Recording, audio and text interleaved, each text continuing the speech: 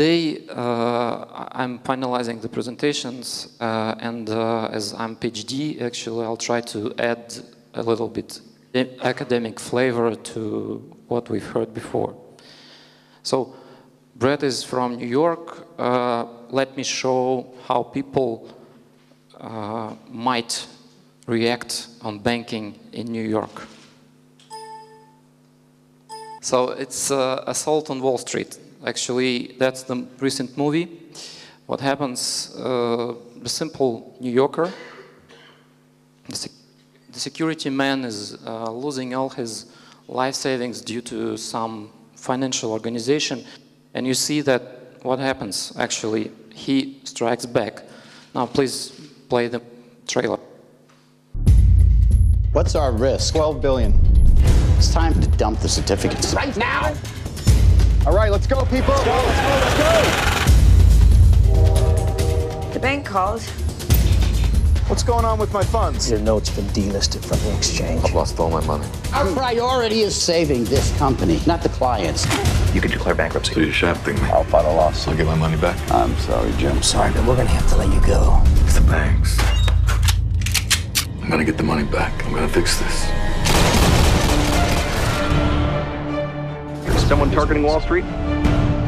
This is not a game, Jimmy. This is my life. Wall Street. Pow, pow. We're still far too exposed. I'm gonna take care of that.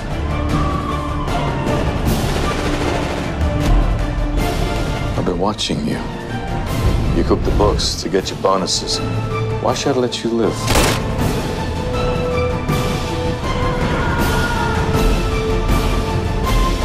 You like I competition? love competition. Just you and me? I can't wait. For personal protection? For fun. Yeah, for personal protection, for fun. Yeah, that's the behavior of simple, let's say, New Yorker. You see that how people behave when they really have a threat of losing all their life savings. Sorry, I need your participation now. Please raise your hands who wants to lose all your life savings due to some financial institution. No one wants. The second question. Raise your hands who prefer banking, you mean dealing with the bank versus cash when there is a situation of severe financial crisis. I don't see anyone raising hands. No. And the last question. Do you really care if it was mobile, remote, or branch banking when you have a real threat of losing all the life savings? You care? No one's care. And what Jim said is, this is not a game for me, this is my life. And we have to understand it, that this is not the game for our customers, this is their life. You saw the behavior of a New Yorker, like Brett King. Now, let's think about what people in CIS, in Russia and Ukraine, should behave when they have, for the last 20 years, 3 chances of losing all their life savings. I give you my own example. My father, when I was a kid, started to save for my 17 years 1,000 rubles. As a result of 1992 crisis, in the end, after more than 1,000 times inflation, I received 2 rubles. So it's 10 years of savings, and it's 2 rubles instead of 1,000. Then the crisis in 97, 98, you see that there was no yet deposit insurance systems installed. We didn't have them in Russia and Ukraine. And again, people lost their savings due to devaluation, due to bankruptcies of the banks. And the last time it hit Ukraine very heavily, The same situation, devaluation, and the freeze of the deposits, and again, the panic, the shock. You saw the behavior of the New Yorker. How would people in Ukraine and Russia should behave? Let's say my, as I told, academic approach to the issue. You know, everyone knows the Maslow behavior hierarchy, yes? From the very basic needs to the highest. So this is, I call it Kozlov's hierarchy. So just to come into the history. What I think? I think that on the very basic level, you have natural exchange. Естественный, натуральный обмен. What does it mean? It means that people just give something to each other and there's no money. Then you have money. So after that, you evolve to branch banking, then to remote banking, and then I called it life finance. So that's a very important issue. We have to divide two things, remote banking and life finance. For me, it's two different stages of banking development. Why? Because on remote banking level, we think the question is, do we need branches or not? That's the question we raise. And here we raise another questions. Do we need banks or not? And here I want to repeat the famous quote of Bill Gates, who said that, well, banking is necessary, but banks are not. In terms of customer, here,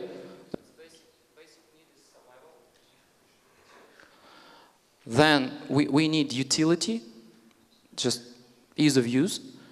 Then we come to service experience, and in the end, we need personal approach. We need really personalized service for every customer. And what we are looking at, of course, if we need to survive, we need some. Then that's transaction, location, channel, and here data. I mean, big data, you call it, you name it. So it's just this huge amount of data we have to analyze, interpret, and provide this personal approach. So this is life finance for me. And here we see very important issue that income is growing. That's the very important condition. And the second is the finance complexity of each customer. As soon as income of a customer is growing, the complexity of financial issues are increasing too. So it's the most basic is here, and here is the most complex. This is the easy, let's say, explanation of what, it's just from Wikipedia, personal finance. We see here that we have the banking, checking, saving account, we have stock market, we have insurance, we have, let's say, retirement, planning, income tax management. So it's very complex issues of each individual, and what people need is they need the holistic approach to their financial issues. Следующий slide. This is, let's say, 5 principles, not 3 principles I want to add to this, let's say, life finance hierarchy. So first one, we have this 5 levels of financial behavior, of hierarchy, and actually, as long as we did not achieve the lower one, we cannot switch to higher. So you cannot, in the end, jump from natural exchange to life finance unless you have the relevant jump in the income. So it's very easy. You cover money exchange, then you move to branch banking. You cover branch banking, then you move to remote banking. And the rest, the highest level is life finance. I tried to structure between countries the levels. From my point of view, we don't have yet the country on the life finance level. We have only, let's say, it's ranged by GDP per capita. It's the income. And I have one question for you. Ukraine is on the money exchange in the black. In the bold, you see the CIS countries, and then the red is the BRIC countries. So I have a question for you. What do you think? Where people trust more to financial institutions? On the remote banking level, sorry, or next one. Here, again, on remote banking level or natural exchange. What do you think? On remote, that's one, maybe panel of experts, where people do trust banks more, on natural exchange or remote banking. In Rwanda or in Switzerland, where is there's more trust for banks? The experts. Remote? Remote. What? Moderator. Воздержался. It's and Raiffeisen, what do you think? Well, you see the experts. Next slide. So you see the Gallup World interview. You see, in Rwanda is a country where people trust to banks more than ever in any other country. Rwanda, Cambodia, Nepal, Bangladesh, Tajikistan. You see that even in UK, people trust to the banks less than in Ukraine. What is the conclusion? It's very simple. Yes, the one conclusion, people don't say truth about banking. Yeah, that might be. And what I think really is that the more you know about financial institutions and banks, the less you trust. Yes, it is. That's the conclusion.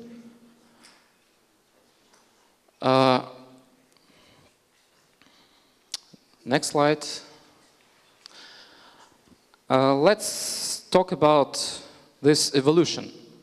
We talked about M-Pesa case, but we see the same phenomenon, but we interpret it in a different manner. What Brett is seeing is it like account, banking, etc. But what I see quite different thing. I see a shift from natural exchange to money exchange. But there is a technology which didn't exist 100, 200 years ago, and well, we don't need banknotes anymore.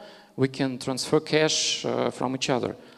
If you look deeper in the case, M-Pesa case, you see that initially it was launched like a microfinance utility. But because in Kenya, people was on the level of natural exchange, they didn't need loans. It's about branch banking.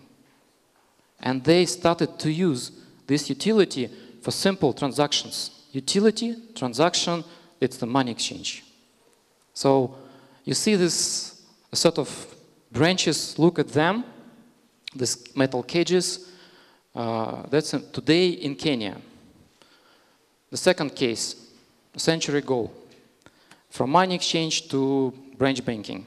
You see the same cages. You see, that's very interesting case, сберегательная касса, бедняки, середняки, etc. This is 100 years ago in Europe and in the US when the shift from money exchange to branch banking has started. Next, That's 15 years ago started from internet banking, but we already see this shift from branch banking to remote banking. And this is totally about experience. What we saw before, that's just some cages, metal, some location, and now we see you're sitting in your bed with a laptop or a mobile phone or, I don't know, a tablet computer with a cup of coffee, and you're doing your banking. The banks are coming from the keeping the cash. You need to keep it somewhere. That's the origin of banking. That's the origin of branch itself. As soon as you get rid of it, you have this. So what next? What do I mean by life finance? Here we ask, do we need branches anymore? And the next question we ask, do we need banks? Because the future is here. It is very small, but it is here. It is with us.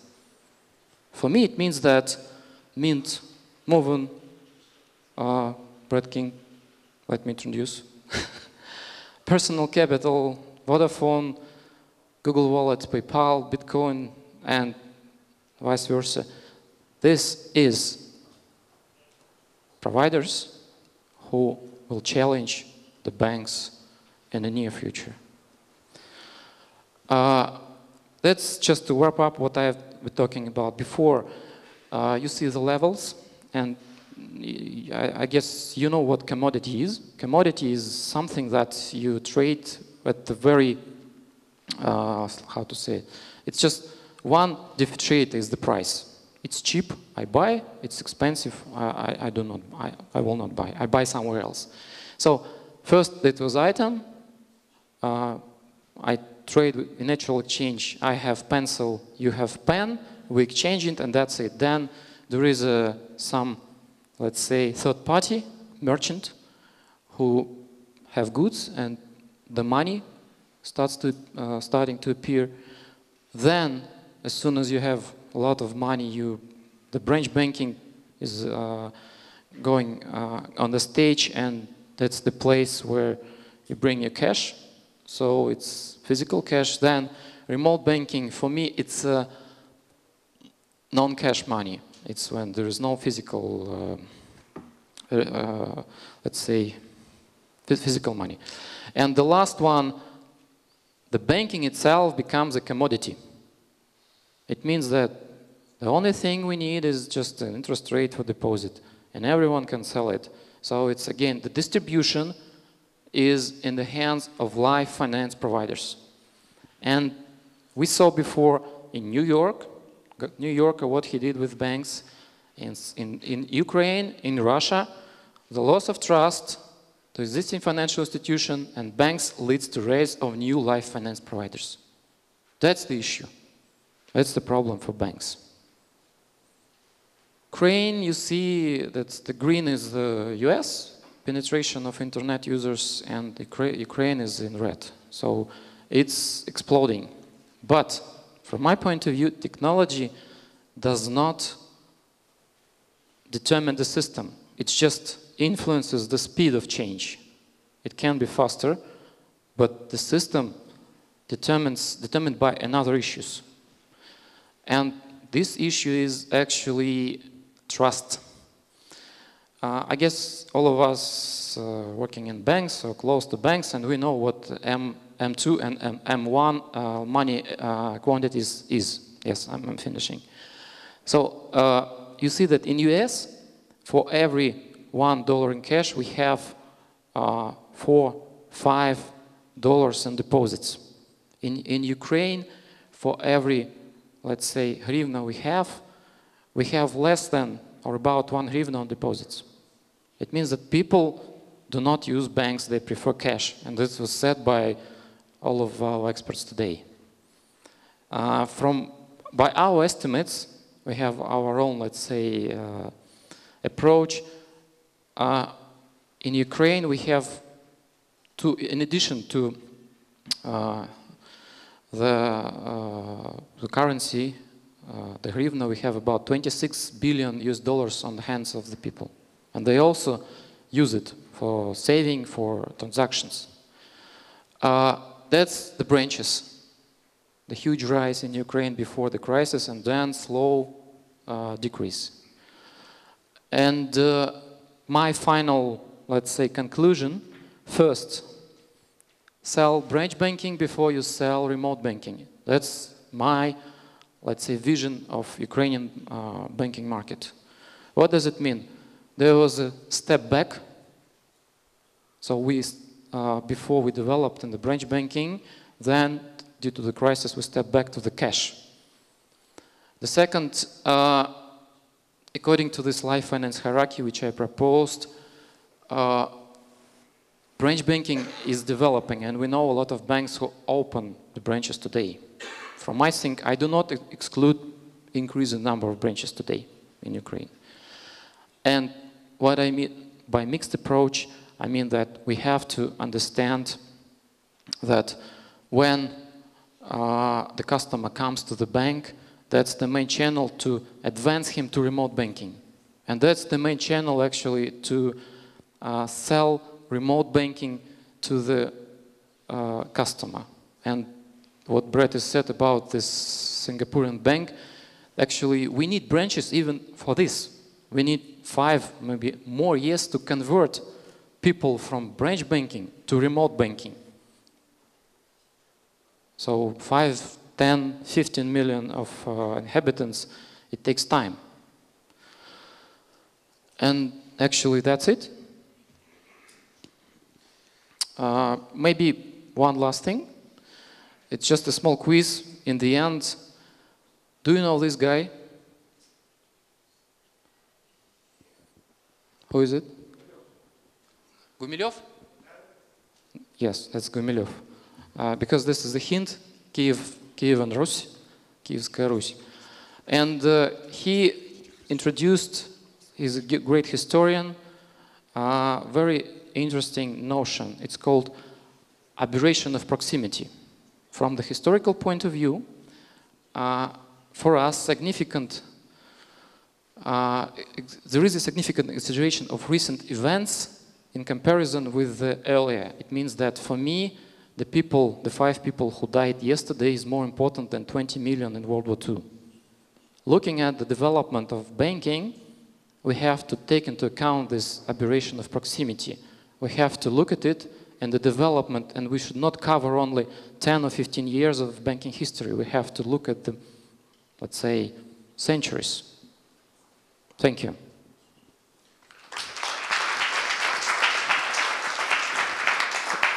Thank you, Sergey.